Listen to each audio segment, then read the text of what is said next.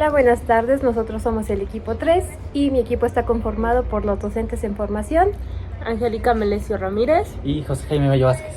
Y una servidora, Jimena Muñoz Bonilla. Y esto es el Chismecito Time. Yo no sé, Marce, pero a mí los chismes me llueven del cielo. Imagínate.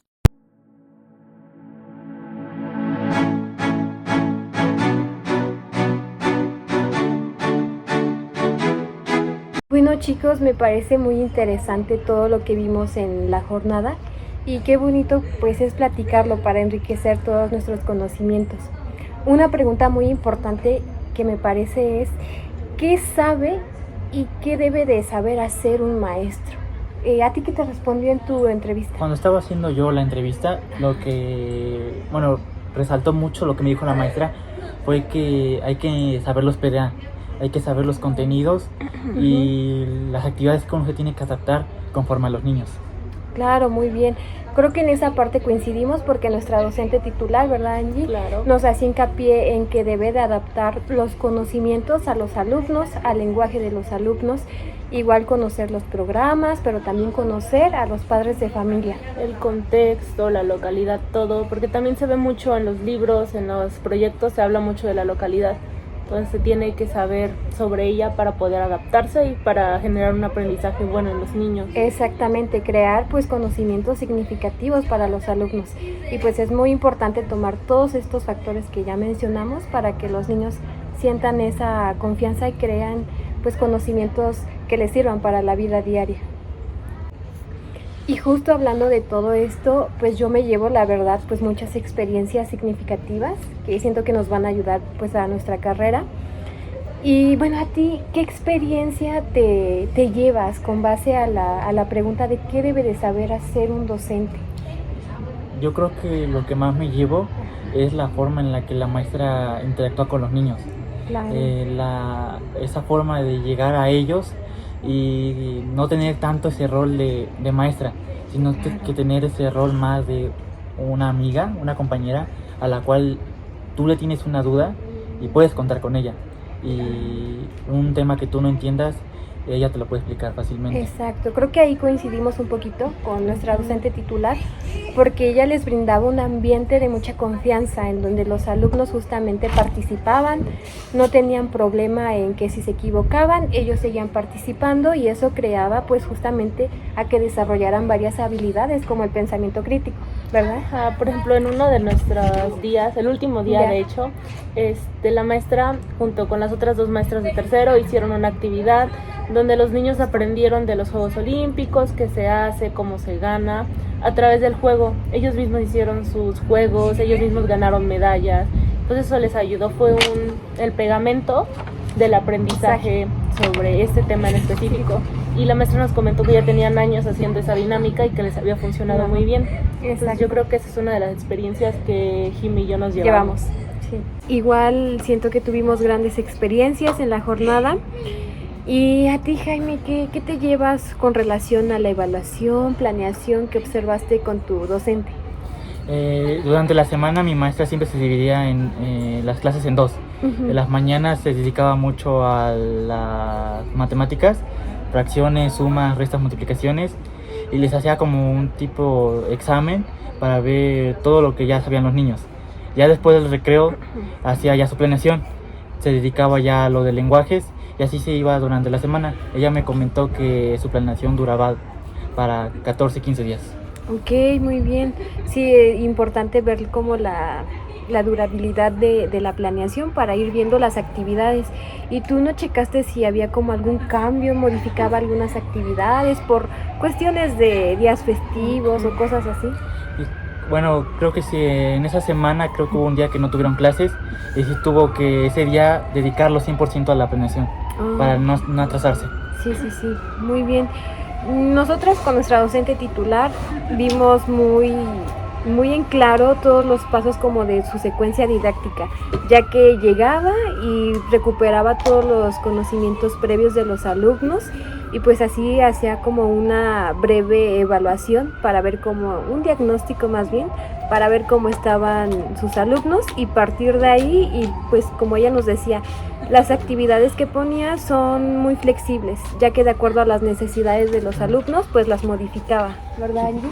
Sí, en cuanto a las planeaciones también decía mucho que ella hacía de 15 días, pero cuando les tocaba puentes o les tocaba así que no hubiera clases, tenía que pausar la planeación y retomarla ya cuando regresaran a clases.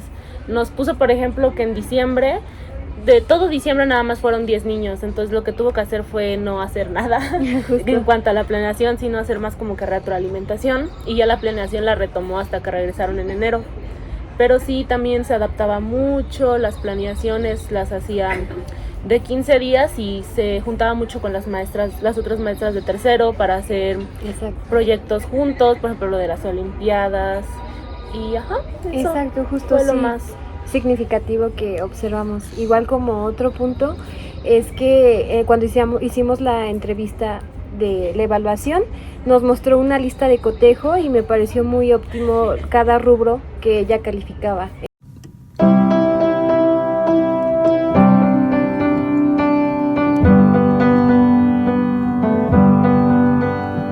Bueno, chicos, la verdad me parece muy importante recalcar las lecturas.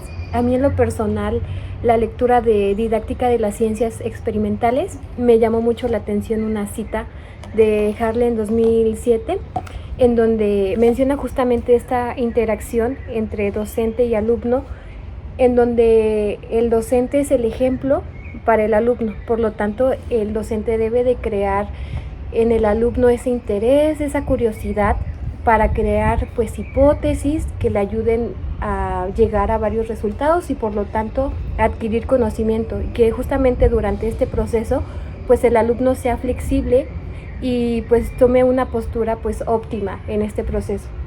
Cuando yo estaba viendo la primera lectura, la de diseño de unidades de Sánchez Blanco, sí, hay una parte que mencionó y me quedó, bueno, me llamó mucho la atención, y era que decía que el maestro no se tiene que enfocar tanto en la forma de enseñar conceptos y repetir, sino que va más allá de eso. El maestro tiene que hacer que el alumno piense, claro, y tenga un pensamiento crítico y sea más autónomo. No tiene caso estar haciendo un trabajo que se repite y repite cuando el alumno en una semana o en 2 se le llega a olvidar. Claro. Claro, y de la mano en esa misma lectura también algo que se me quedó a mí muy grabado es que el maestro tiene que conocer muy bien, por ejemplo, lo que ya conocen sus alumnos sobre el tema y partir de ahí, porque no empiezas desde cero, tú ya tienes las ideas concebidas y desde ahí tienes que empezar a enseñar. Y también que para enseñar tú tienes que saberte bien el tema y saber aprender también, porque no puedes enseñar, si tú no conoces el tema, ¿cómo tu grupo va a aprender? Entonces sí me quedó muy grabado eso de que el alumno también tiene que tener esa confianza para poder preguntar, y el docente tiene que tener la confianza en sí mismo para enseñar y saber del tema. Sí. Claro, sí, pues concluimos que es muy importante la interacción que tiene el docente con el alumno para crear justamente pues ese aprendizaje significativo, ¿no? Sí. También, chicos, me parece muy importante rescatar un aspecto muy importante de la lectura, en donde mencionaba que es importante identificar la etapa y la edad en la que se encuentran los estudiantes, justamente pues adaptar todas estas propuestas y que los alumnos tengan un aprendizaje significativo, en donde cumpla más bien todas sus necesidades y puedan adquirir conocimiento que les ayude a la vida diaria. Sí, cuando estaba leyendo en una parte decía que el maestro debería de potenciar las actividades, ser una persona que innova y en base a eso ir haciendo una secuencia de actividades para que el alumno logre pues tener esa capacidad de tener ese aprendizaje significativo. Justo. También otro punto muy importante es que no solo se enseña el contenido, sino que también se enseña cómo mantener las relaciones sociales que hay dentro de la escuela. Un ejemplo que nos daba nuestra maestra es que ella se llevaba bien con los de tercero, que son pues mismo grado, para poder, porque tienen los mismos proyectos. Entonces si había una ocasión en la que se necesitaba que participaran los 3 grados, era mucho más fácil porque las 3 maestras tenían ya esa relación y eso mismo le daban de ejemplo a los alumnos, que tener relaciones sanas y pacíficas puede hacer una gran diferencia en cuanto a la enseñanza y al mismo tiempo en el aprendizaje. Exactamente. Pues me parece muy importante cada uno de sus aportaciones. Siento que esto nos va a ayudar muchísimo para en un futuro, tanto como practicantes y como futuros docentes.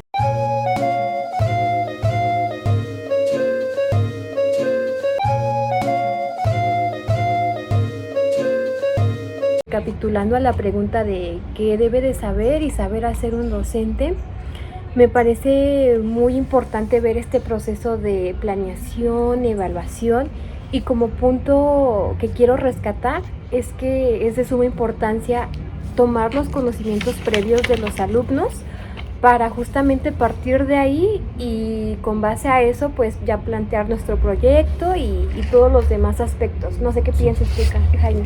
Yo creo que un maestro debe de conocer muy bien los PDA y los contenidos. Exacto. Para adaptarse a los niños. Yo creo que en base a eso ya tú sabes cómo guiar y poder enseñar a los alumnos correctamente.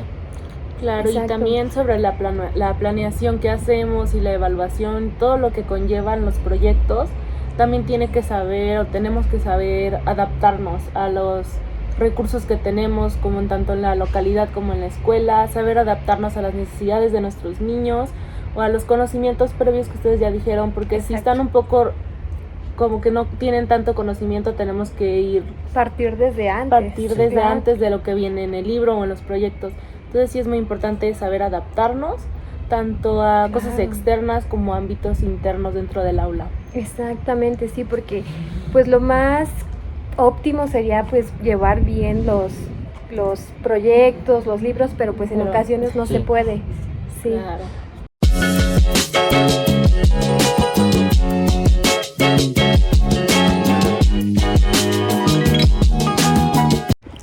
Bueno, ya como último punto, yo creo que algo que platicamos y qué bueno que lo platicamos, Justo. un aprendizaje que yo me llevé acerca de la planeación, evaluación, el aprendizaje de los niños, es que no importa cuánto lo pienses o cuánto lo plasmes en un papel, las cosas no van a salir exactamente como tú lo planeaste, y está bien, porque no podemos siempre depender de lo que pensamos que va a pasar. Las probabilidades de que las cosas te salgan perfectas no son muchas, son muy escasas. Entonces, como maestros, y algo que creo que aprendimos es que adaptarnos está bien y es necesario para poder conllevar un aprendizaje correcto, un aprendizaje significativo para los niños. Claro. Que no vean que todo te sale perfecto, porque si ven que tú todo lo haces perfecto, ellos van a pensar que eso es lo normal, y si se equivocan, se van a frustrar. Entonces, como una guía para los niños, yo creo que eso es lo que más me llevo, o lo que más me gustó aprender, que hay que adaptarnos a los niños y a todo en general. Claro, sí, qué bueno que lo platicamos. Yo la verdad lo que me llevo es que para la planeación es muy importante caracterizar justamente a los alumnos, también el contexto, los padres de familia, porque cada uno funge un rol muy importante en el proceso de enseñanza-aprendizaje. Y justamente coincido contigo esto de pues adaptarnos a los contenidos y más bien adaptar los contenidos a los alumnos para que ellos puedan adquirir conocimiento que les sirva para la vida diaria, que lo puedan llevar más allá del aula. En cuanto a la evaluación, pues sí rescatar estos conocimientos previos para poder partir de ahí, y los recursos, si nuestra escuela nos los permite, como fue nuestra escuela, pues utilizar los recursos tecnológicos para que justamente estos niños vayan desarrollando varias habilidades, como la parte tecnológica, la parte de escritura. Entonces, utilizarlos si está en nuestras manos. Yo creo que algo muy importante que fue para mí, y desde que fui a las primeras jornadas y en estas últimas, fue la forma en la que tú te debes de conocer y conocer a los niños. Claro. Yo creo que no es lo mismo enseñarle a un niño de la ciudad a un niño del campo. Es sumamente diferente. Claro. Creo que es una forma de adaptarse y no es decir, ya le enseñé esto a un niño, el otro también lo va a aprender por sí mismo y lo va a aprender igual. No, cada niño tiene sus diferentes capacidades y eso hay que tomarlo mucho en cuenta. Exacto, sí, coincido totalmente. Y pues qué bonito que platicamos, la verdad, siento que todos nos llevamos conocimientos muy valiosos y que compartirlos pues nos enriquece más. Claro. Bueno, pues muchas gracias por escucharnos. La verdad, siento que cada uno de nosotros adquirimos grandes conocimientos que nos vamos a llevar de manera pues muy significativa. Y se acabó el chismecito time. Yo-